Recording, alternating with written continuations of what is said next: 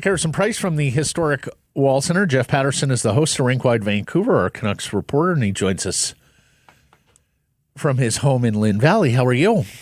Happy Groundhog Day, guys. It is Groundhog Day, right? Every game just looks and feels the same. That's right. I was going to ask you because, I was following you on X last night and some of the tweets, and including a season-high 21 shots in the second period and holding Washington, this high-scoring team, to 18 shots.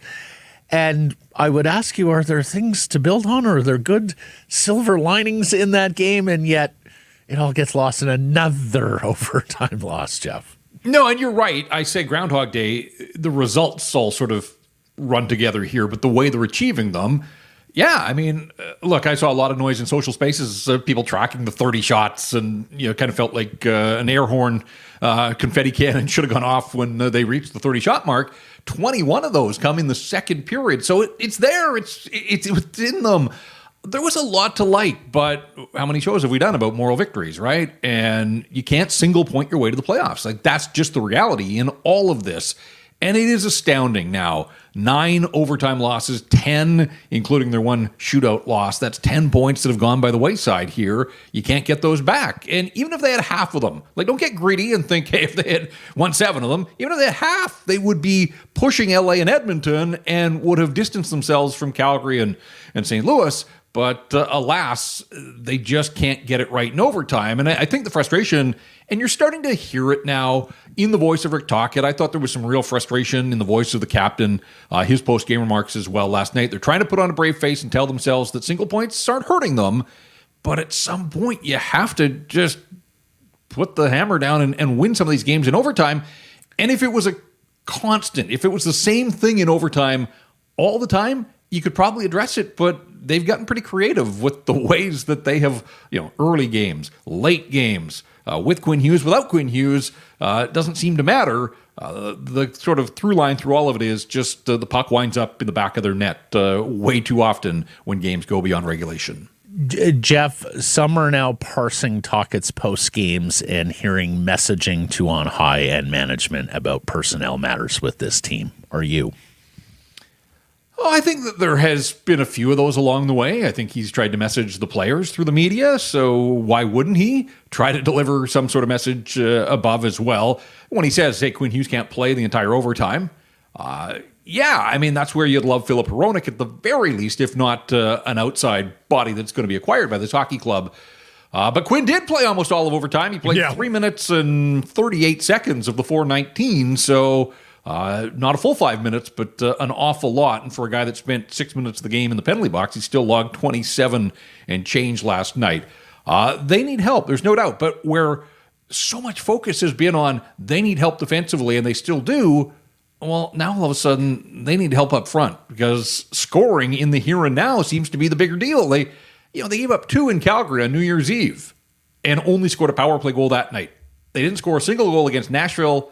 And last night in Washington, they hold the highest scoring team in the league to 1 goal in regulation, 2 on the night, but only get a power play goal themselves. So 3 of the last 5 games, the Canucks have not scored at 5-on-5. You have to be able to score some even strength goals. And as much as you look to your leaders and the guys that you expect to score, what would it mean to this team to get a goal from?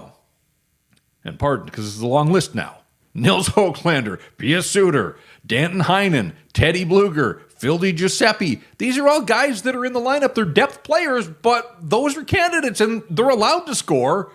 And you just think all these close games, a goal. I'm not asking for a bushel full, but a goal from one of those guys along the way might swing one of these results in their favor.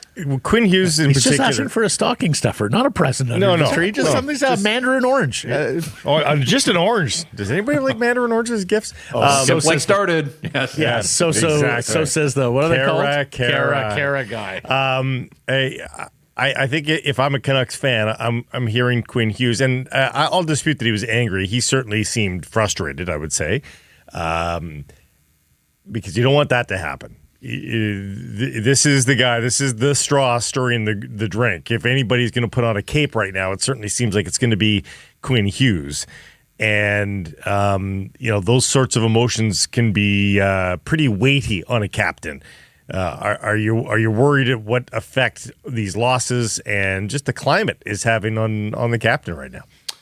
Yeah, a little bit. I mean, he's a pro through and through, so he's going to lead by example. And again, he's in on the only goal that they scored last night, and he has 3 points in the 2 games since he's returned. So he's picked up where he's left off. And, they're at the 40-game mark. He's only played 36 because of injury, but he's got 45 points. He's opened a 15-point lead on anybody else on this hockey club. And through all the ups and downs of his season and the fact that he hasn't had the supporting cast in various ways for most of the year, they don't score as many goals. He's still on pace to get to the 92 points that he had last year when he won the Norris, which is pretty remarkable, but it speaks to how remarkable he is as a player. So, when the red light goes on or when it's go time, the puck drops, he's going to be ready and he's going to do what he can. But I think that's sort of where the frustration comes in, that he knows he can't do it alone. And so, as great as it was to see JT get 4 points in Montreal, he's not going to get 4 points every night. Would have been nice if he had been able to contribute a little bit more. Brock Besser, I thought, had a pretty quiet night. Jake DeBrusk had that one chance early on the power play. But that's where we get to. These are the guys you expect to score. If they're not, nobody else below them is picking them up either. And so I think that's where some of the frustration, like Quinn, he gets it. He understands that to be successful, it can't just be on 2 or 3 guys, that you need it to be a team effort. And unfortunately, way too many guys, far too quiet on too many nights, particularly since Christmas. And even with Quinn back now, just 1 victory in 6 games since the holiday break. He does have a supportive cast. It's on his hand. We've seen it.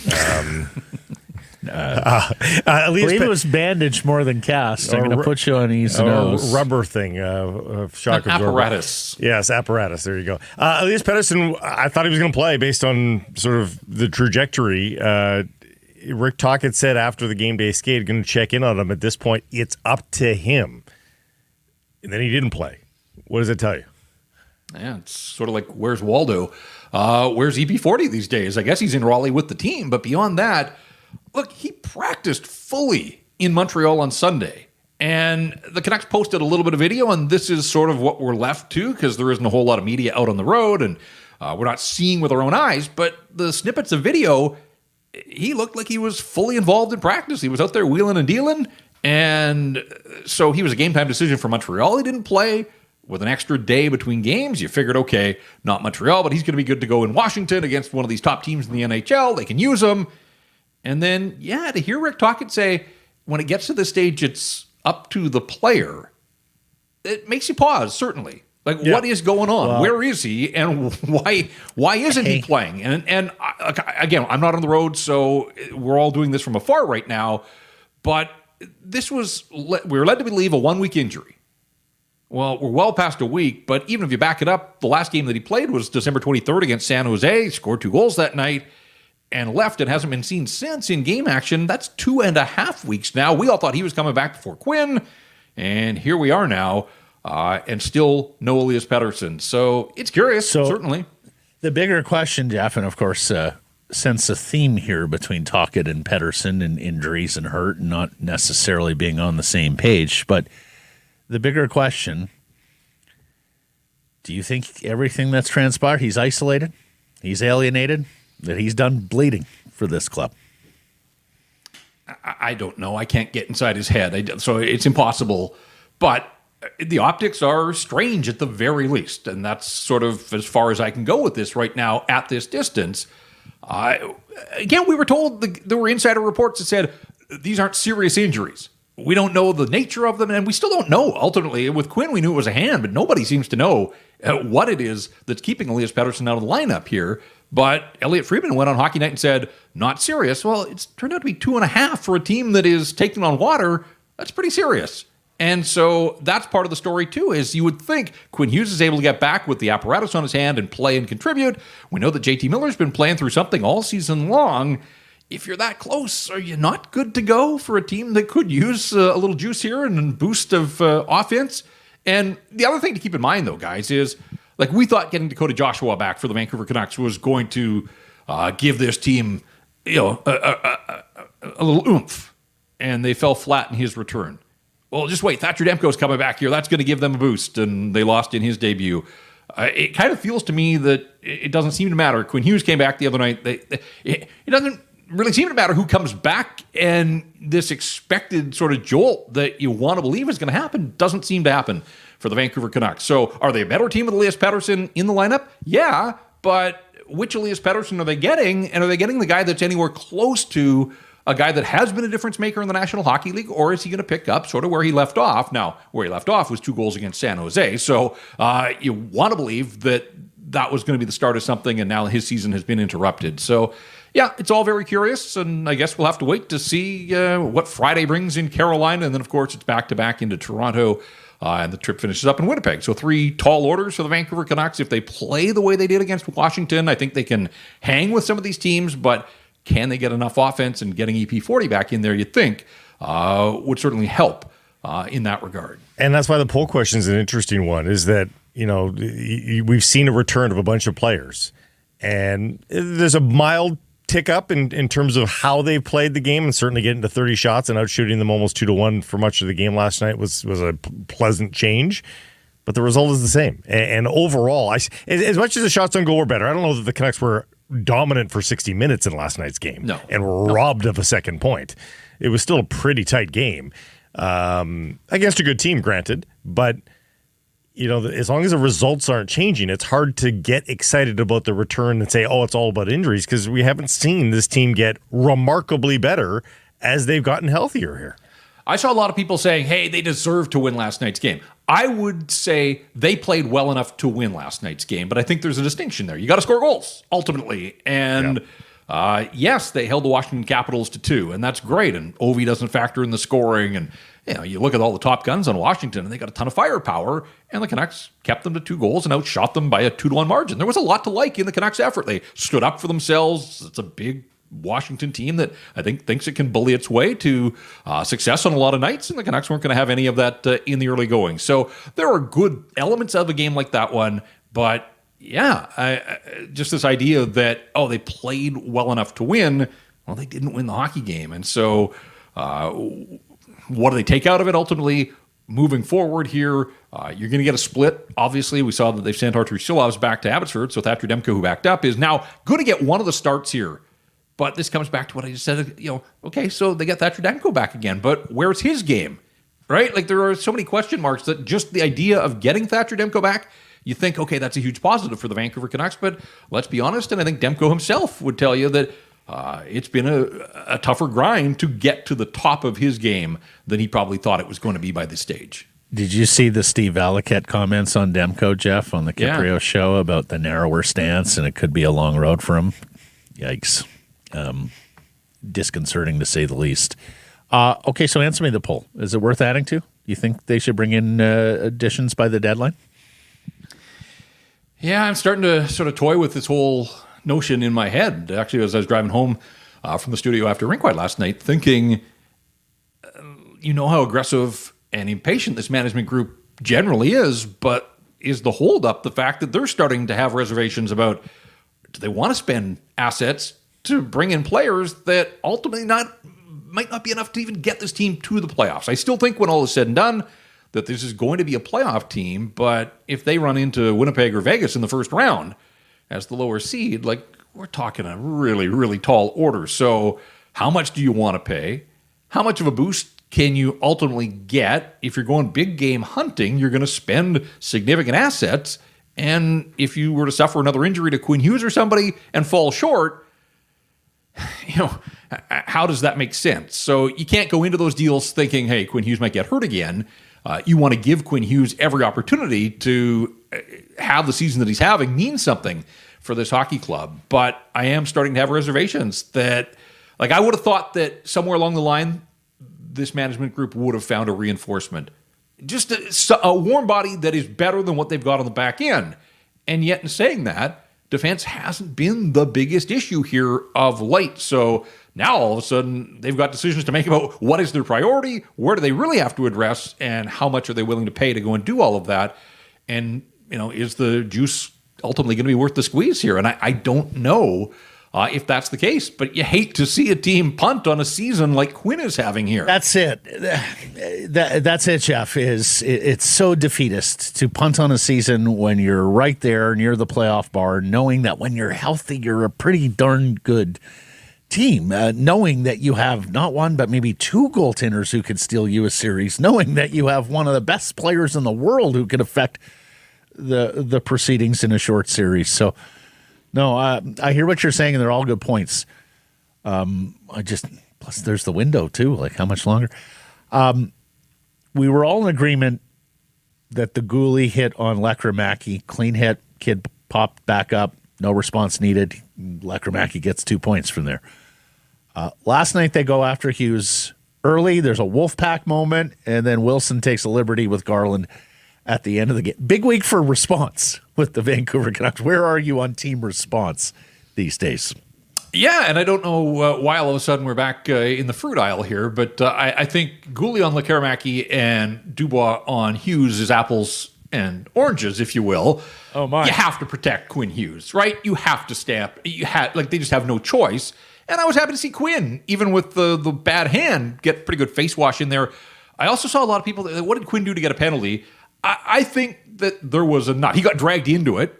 He certainly didn't instigate it. And I thought once Dubois knew that he was getting the initial hooking penalty, like, he just started to run around the schoolyard and basically taunting the officials. You can't call all my penalties here, so look out. And, it takes a couple of swings. I think he tried to get a slash in on Quinn's hand. Ultimately, didn't try to get Quinn's body. He tried to pin his leg essentially up against the boards. It kind of all seemed a little underhanded. Whatever the case, I liked the response. I liked Kiefer Sherwood wasting no time. JT Miller tried to step in there. They know what Quinn means and the optics of it all. So, yeah, a little bit of the Wolfpack. I didn't like the cheap shot when the scrum had sort of finally devolved and Quinn still gets shoved to the ice afterwards. But all of that, they come out with a 4-minute power play, right? And that was one of the turning points in a low-scoring game was one shot on goal. But beyond that, for a coach in Rick Tocchet who always talks about, the fundamentals, the staples, structure, and all that kind of stuff, he harps on line changes all the time. How in the world could they not get a whistle to get Quinn out of the penalty box and be available for the back half of the power play? Like, that seemed inexcusable to me. Your power play guys are your high hockey IQ. Like, they would understand that. If they don't, then the coach should be screaming from the bench, get a whistle, go offside, let Kevin Lankinen freeze the puck, whatever. But free Quinn so that you've got your most dynamic player out there for a power play that could have put you in front, because while the first period was scoreless until the final minute, they do give up the opening goal again, guys. We're back to that. 5 straight games, 7 of the last 8, where they've fallen behind, and when they're not scoring a lot of goals, it becomes a challenge. Indeed, sir.